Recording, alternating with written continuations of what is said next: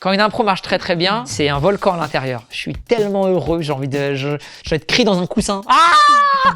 J'ai un cloud au-dessus de la tête avec plusieurs heures sur plein de thématiques différentes. Chaque soir, en fonction du public, je puise quelques blocs et le reste, je le fais en impro et on passe 1 heure et quelques ensemble. J'ai déjà eu plein de stars dans mon public, mais il y en a une qui m'a marqué, c'est Mamadou Sakho quand elle était au PSG. Moi, je le connaissais pas. C'est ça qui était intéressant. Il est venu en toute discrétion avec sa femme et quand je parle, est-ce qu'il y a des couples qui ont des anecdotes marrantes pour leur rencontre, c'est eux qui lèvent la main et qui participent. Et c'est les gens du public après qui ont dit mais tu l'as pas reconnu ou quoi, mec, il est en équipe de France lui. Je faisais du rap avant. J'avais sorti un disque à 17 ans et tout, tu vois, je faisais des concerts, tout ça, donc moi je me voyais continuer à être rappeur. Et puis après j'étais avec plein de potes humoristes, on faisait des plateaux ensemble, donc c'était plus amusant le stand-up que le rap, donc j'ai laissé le rap. Moi la chance que j'ai eue, c'est que je suis pas devenu connu du jour au lendemain. Et même encore aujourd'hui, je suis un peu underground, hein. Et là il y a Bref. Donc Bref, c'est un gros coup de projecteur sur ma carrière. En plus ce perso-là, je l'assume parce que moi j'adore ce personnage-là qui faisait rire en une fraction de seconde. J'ai pas dit un seul mot dans la série. Et c'était aussi une facette que j'avais à l'époque où j'incitais mes potes à draguer. Pas aussi lourdement qu'avec Vezla et tout, hein, tu vois. Et du coup, c'est ce qui a inspiré Kian Navo pour ce personnage-là. Et je sais pas si aujourd'hui j'accepterais de le refaire, ce personnage-là.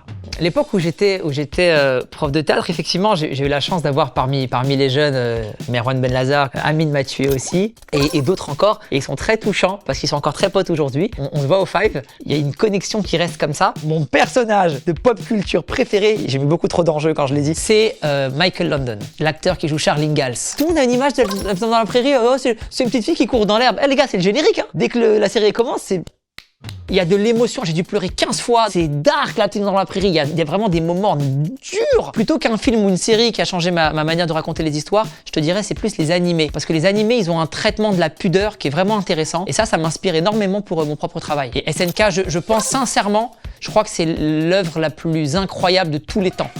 Putain, je crois que c'est mieux que Game of Thrones, hein. Alors que Game of Thrones, c'est déjà au sommet pour moi.